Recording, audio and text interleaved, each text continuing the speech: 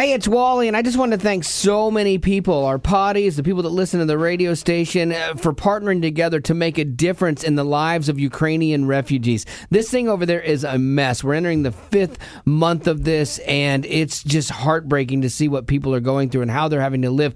But here's the upside. Together, we have sent more than 100,000 meals to Ukraine already.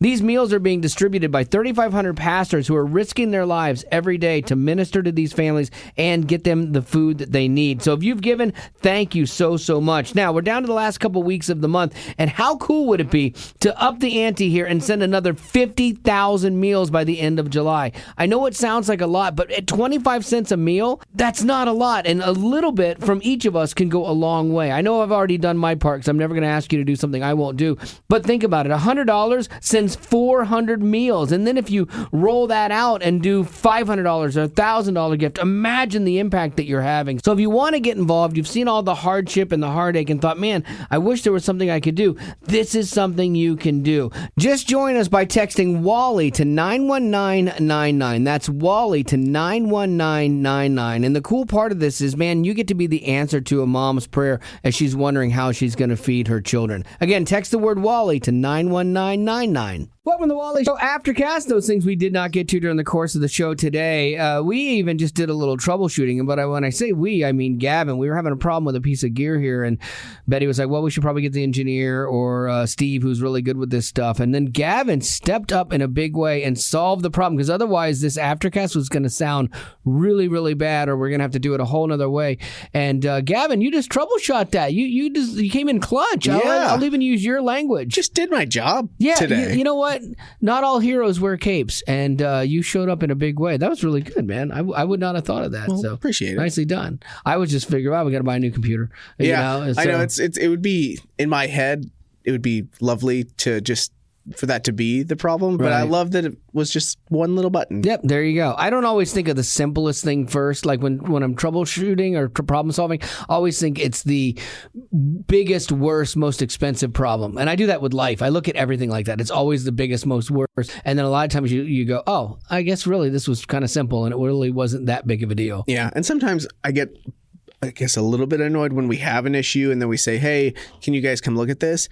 And it's a system that takes more than one attempt to fix per se. Like we had phone issues like a few months ago that took like a month to fix because it wasn't a press this button and solve it kind of thing. Well, you just did that, sir. I'm going to nominate you for Engineer of the Year. Oh, goodness. So nicely done. I do not want Phil's job. No. Let's get on to some of the stuff here before we get to all that goodness that is weekend plans. Let me see. Oh, this is interesting. I'm curious if you guys have heard this term yet, okay? So Carson Pickett, they're congratulating her for making the USWNT history making moment. She's the first player for the North Carolina Courage. She's a defender. She plays soccer. Okay. And they said she's the first player with limb difference to start the game for the U.S. women's international team. So meaning that missing her legs... an arm. Oh, she's missing an arm. Missing an arm, yeah, which you don't need a lot of in soccer. But limb difference, I'd never heard that term before. I thought that limb difference was going to mean that like one of her legs was just obviously longer than the other. That's a fair guess. But maybe it's a politically correct way of saying it. That's the thing, because amputee. But then if you didn't have it cut off, if you were born like that, then how would you describe it? Because I started thinking through this because I'm like so over like political correct terms, and we try to make everything, you know, we jump through so many hoops and we have so many different versions of the same issue, and everybody calls it something different. And everyone's annoyed if you call it the wrong thing. And so limb difference, never heard that before. But I'm like, what else would I call it? I don't really know. So she's missing an arm. Yeah. I can see how hard that would be, though, because you use both your arms for such balance in soccer. Sure. So she's zooming her arms just one. And she could never get called for hands. Seriously. Just hand. Yeah, you could get one hand. You could get called. Hands is what happens in soccer. Rock's looking at me crazy. When the ball hits your hand, it stops play. I'm just trying to think what other names. The only other name is arm deficient. Yeah, okay. But somebody might be like, why are you? I'm not deficient. I'm a whole person. I don't have an arm, but I'm amazing. It called? Limb what? Limb difference. Well, then someone could say, I don't have a difference. I'm the same as everyone else. Yeah, I know. That's the thing. It's so hard, but that was just a new term that I had never ever heard before. Yeah, I thought that was interesting. But congratulations to her. Did you see that Ivana Trump passed away at 73? She's the former wife of ex-President Donald Trump, and they haven't said anything about how she died or anything like that. It was just like Ivana Trump died, and then that was it. I don't know if anyone really knows yet. They're probably doing some kind of, I'm sure they always have to do an investigation just to make sure. Yeah, I guess she had written a book a few years ago, and ABC had interviewed her about it, and there were a couple of takeaways from that book that was interesting. Like her divorce from Donald Trump impacted his political career back then, because there was a scandal, and he had been unfaithful with Marla Maples, I think it was. But what's fascinating about this I didn't know, is then President Trump could have accomplished his political ambitions much earlier had it not been for the scandal that happened. Donald Trump got a letter from President Reagan and said, you should run for president. And that was 20 years ago. Reagan was telling him to run for president, which is crazy. Wow. Okay. Because if I remember right, if memory serves me right, well, Reagan was a Republican, but Trump was not a Republican. Recently, he was a Democrat, and then he switched to run for president, or around that time. Was he a Republican, then Democrat, then Republican again? I don't know. I don't follow enough of politics that closely. Maybe he plays to the crowd that he just knows is going to help him win. I will say that yesterday I saw the Apple News notification. I saw a notification that had happened. Yeah. But the only two words that I did see were Trump and dies. Oh. And I was like, oh, we're in for a really big day. Yeah. And then I saw that, and obviously it's still heartbreaking, sad, all this. But I was like, oh, I was expecting a much bigger story. Not as big of a news day. No. Yeah. Like the other takeaway from this book was she believed that her daughter could also be president, Ivana Trump. And I got to tell you, man, like Ivana Trump, I always liked her, like watching The Apprentice and things like that. She was really tough, and she was really firm, and like she was not a pushover by any stretch of the imagination, but she still had moments where she was like super kind too, and compassionate. And that's some of what Trump lacked. Honestly, like he was not good at empathy. Yeah. And she was kind of a good hybrid between probably Trump and maybe Ivana. I don't know, or not Ivana. Ivanka is her daughter. I was going to say. Yeah, Ivanka. I was like, okay. Yeah. I said Ivana, but I meant Ivanka. I never saw the. You never saw The Apprentice? It was a really good show. Like I really liked it a lot. But yeah, but then Ivanka, if she had, aspirations of being the first woman president, like then her husband, Jared Kushner, there was a whole scandal about him and while Trump was in office and stuff like that, and that would probably come back to maybe ruin that option, or maybe they just were like, we're not doing this because it's just too much of a headache. And then one really weird thing was Donald Trump was worried. He didn't want to name his son Donald Jr. Do you know why?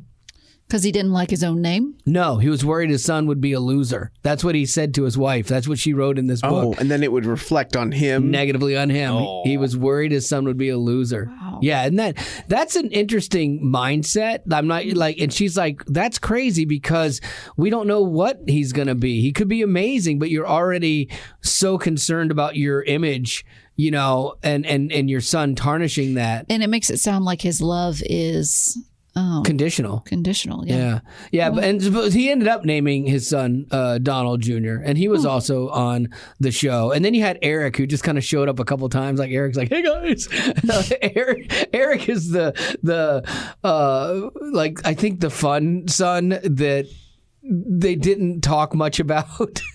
I keep seeing commercials for Plathville. Are you watching that? Yes, I am watching it. It looks ridiculous. It is a ridiculous journey into a black hole of time suck that you will not get back. Okay, I'm telling you that right up front. I get made fun of all the time by Nick Nack for watching Keeping Up with the Kardashians because it's like my go-to. I thought you guys watch that together. No, she does not watch it. She says that would be, and I think I'm quoting her here, that would be like cramming trash into my eyes. Yeah, she's and I'm sure not wrong. she's right on it, but there's something about having a guilty pleasure show that you're like, I know it's stupid, but I enjoy watching. 90 Day Fiancé is that for me. I know how it's going to go every time, and I still watch it. I kind of go in fits and starts. Like there's times I get burnt on it, and I got to take a little break.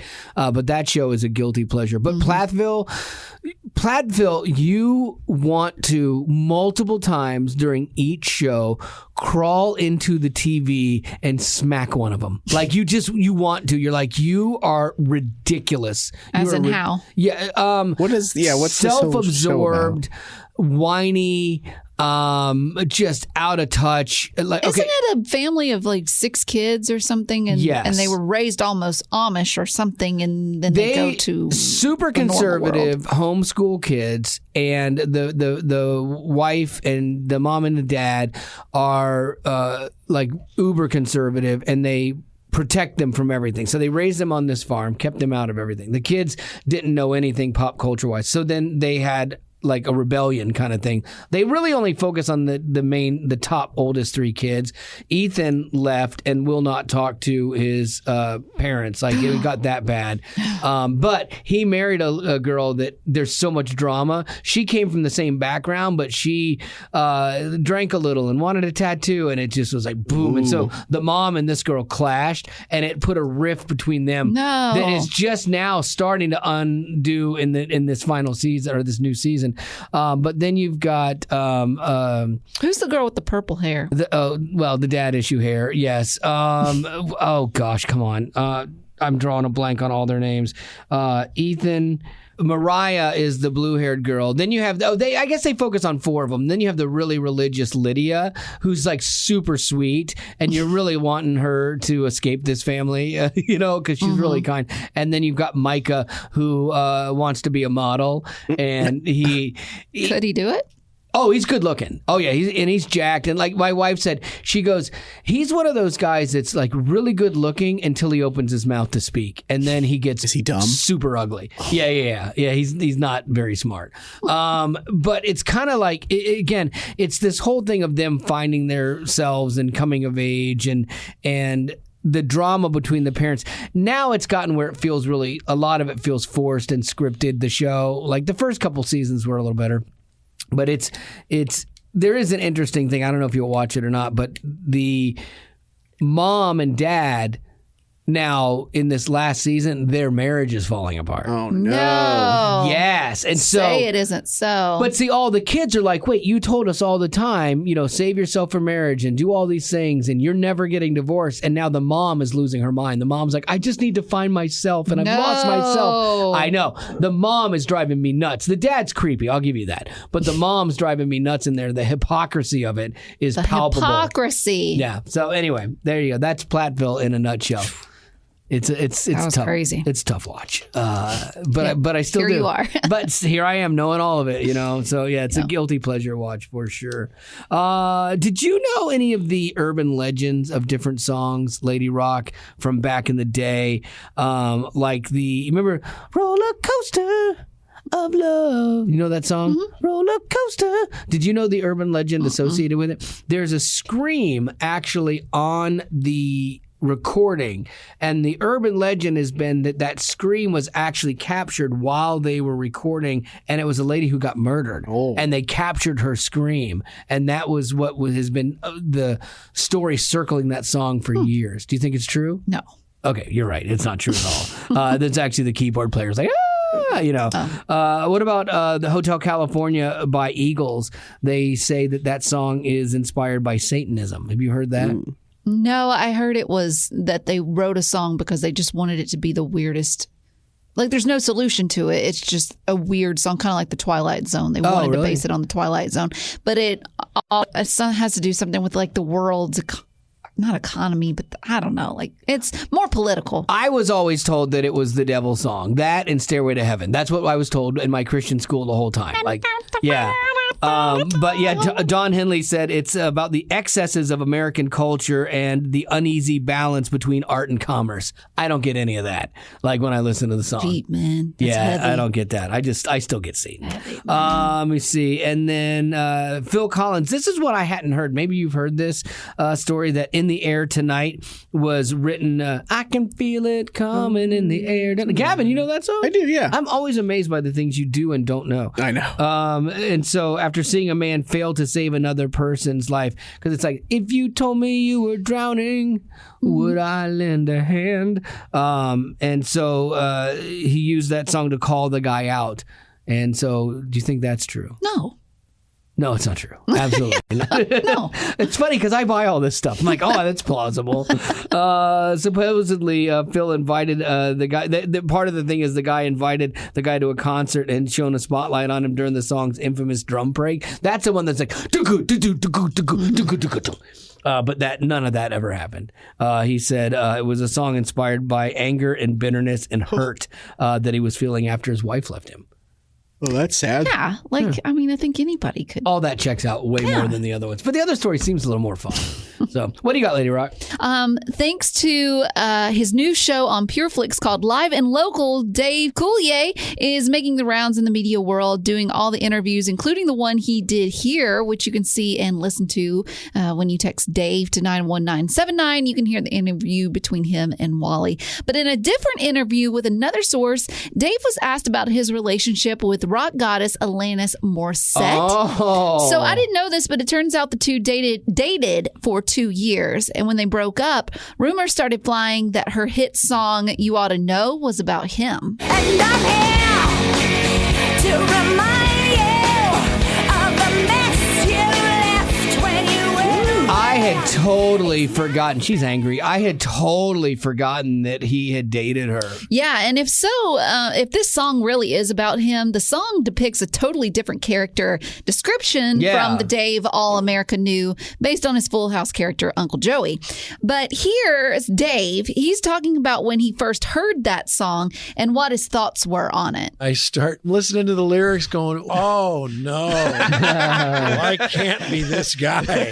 And I thought, I think I may have really hurt this woman. Years later, we reconnected. She couldn't have been sweeter. And I said, what do you want me to say when people ask me about this relationship? And she said, you can say whatever you want. So yeah, they were two very opposite people for sure. I can't even see them together. I'm so upset that I didn't remember this before I interviewed him, because I would have asked him about dating her, because I had a run-in with Alanis Morissette years ago where she stopped doing any more radio interviews on her tour because I upset her accidentally. And accidentally? Well, yeah, I had a quote of Courtney Love saying something bad about her, and so I wanted to get her response to that to see if there was any beef there. It totally hit her wrong, and she shut down. She walked out of my interview, shut down press for the rest of the tour, and they sent her, somebody, I don't know if it was her, but somebody sent her manager down to the club I was at working at that night at a remote to fight me. So, to fight you? To fight Look me. at that. And they got word, our people got word from the record company, and they escorted me out because he would have whooped me badly. Wow. So Dave Coulier only got a song about him. I was almost murdered by Alanis Morissette. Oh, man. All right, let's do some birthdays. Yes. Jeremy is celebrating, his oldest son is celebrating his birthday on the 17th. So that is Sunday. Said he's a young man of character. Nice. When I grow up, I hope to be just like him. So happy birthday. Nice. Heather wants to wish her son Caleb a happy birthday, saying he's an avid disc golf player and is always looking for a new course to play. Her question is, Caleb is working at a camp this summer. Do you have a favorite summer camp memory? Oh. Did y'all go to summer camp? Yes. I used to go to one when I was little with my parents. They were counselors, and it was always fun going there. I remember pulling taffy. We did a taffy pull one time. That's cool. And that was a lot of fun. I, to this day, remember that and how much fun that was. I went to summer camp every year. Like, I couldn't get out of it. Your parents were like, you need to go, Betty Lou. Yeah, they had jobs. They couldn't get off to take care of me. Yeah. I don't really have either that or let the goat watch her. Let's send her to summer camp. I do remember there was one camp that I went to. It was a day camp, so I didn't stay overnight or anything. But they would let us rent roller skates on certain days. Oh, that's fun. And they turned the gym into a roller skating rink, and that was a lot of fun. That is fun. Gavin? I think it was my 6th grade year. We went to this camp, and the coolest memory I have was this game that we played. And it was called Catch the Wolf. Hide Gavin. Hide and seek. And it's just Gavin playing. But at night, you basically huddled with your, what was it, your room people? Yeah. I forget what your cabin. You'd hang out with your cabin with your leader. And then the staff members of the camp would go out at a certain time and they would howl and your job was to that's fun. catch the wolf. That's basically. fun. Aw, that It is was cool. freaky. Yeah. Because one night we played it and there was like a massive storm that started falling, and a friend of mine was like, "Oh, I think it's over there," and then he just walked into the lake on accident. But guys- it was a fun game. You guys ever play flashlight tag? Yeah. I don't know. Yeah. No, Where you we run did. around at night. If you shine a Yeah. flashlight on somebody, they're frozen. We used to Yeah. do that. I love that game as a kid. Yeah. All right. Well, I'm not doing that this weekend, but let's do weekend plans. Everyone's got a weekend plans. All right. Weekend plans. My wife was like, "Oh, it's so great. We don't have anything or anybody to entertain or do this weekend. So I'm going to finally maybe work on a couple projects. So Like? that's it. I'm going to build a model of a gazebo I want to build to make sure I could do it well and get all my angles down before I have to cut expensive wood. So you definitely are going to do it? I'm between two of them. I'm between buying one that's already pre-made, but then there's part of me that's like, I'd really like to make it. But I mean, did you get it okayed with the HOA? Oh, that's a screened-in porch. No, I'm still fighting that. I will be going there today to discuss the thing. with Gazebo Spring is Hill. free game. The gazebo's over the grill, so it's free game. But the thing that attaches to the house, the screened-in porch, that's the thing I have to get the permit for, and it's just been so much fun. When's your next little meeting to Today. Oh, I hate being told no for no reason. Like, if there was a valid reason as to why I couldn't put this up, fine. But there is no reason because it's just written down somewhere, and now I have to jump through all these other hoops. You are a parent's nightmare. Yes, because I have logic and I have common sense. this feels like you feel like a character on like a Parks and Rec town hall meeting. Yes. That would be really mad for Yes. something hilarious. And I've been really kind. I'm frustrated here, but I've been very kind to people. But they're pushing my buttons. I'm like at the end of my rope. He's getting triggered. I might. Well, my plans. I don't have anything planned. I got a new puzzle that I've been starting to work on. Big weekend. I know. Nice. I'm an old lady. Hope you finish in it. talks with another woman about maybe buying another one on Facebook Marketplace. We'll see. See if you can come to a deal and negotiate. Yeah, she's way too high, and I just can't meet her wheeling there. and dealing over there. So Also, great. there's an art project that I'd like to try with the cats. It's you put a little like canvas, and then you put some drops of paint on it, and then you slip it into like a gallon. I've seen that. Like a Ziploc bag. Yes. And then you sprinkle catnip on top, and then they rub it, and it makes them a little cute little picture. I love this. So I wanna try hope you that. do this. I hope you do this because I'd really like to see your artwork. And then not mine. It would be Beans and Gilly. Oh, so That's is right. it like that one painting I have in there where I licked peanut butter on a Yes, plastic bag? yeah, Okay. kind of like that. Yeah. But it's the cat version. And then I have to do children's church on Sunday. That's fun. Nursery. Nice. Do you like that that's something that you get to do? Yeah, 'Cause I you do. volunteer, obviously. That's your choice. No, I do. I enjoy the kids and I enjoy talking to them. I think they're cute. But I definitely would only want to do it there. Like the thought of taking them home is like, oh, sure. gosh. Yeah. That's a lot. That's fair. Yeah. Gavin? I think that we're just going to use our AMC A-list to see 3 movies between today and tomorrow. What are you Nice. going to see? Gonna see Elvis because that's Yeah. still out in theaters. Gonna see some new Where the Crawdads Sing. Oh, yeah, that's yeah. like that thriller, suspense, murder. Haley thing. wants to see it. I want to see the new Minions movie. Yes. I don't know why that I one wanna see it too. is drawing me in, but we're gonna see. I think we're gonna do a double feature of that and Elvis tomorrow. I think we're going to see Elvis is Minions. long, so prepare I know. yourself. I know. We do You're go going to into have to this. take a lot of pee breaks. I probably will. Yeah. And All right. snacks. Well, there you go. That's going to do it for your Aftercast. And as always, thanks for being a potty.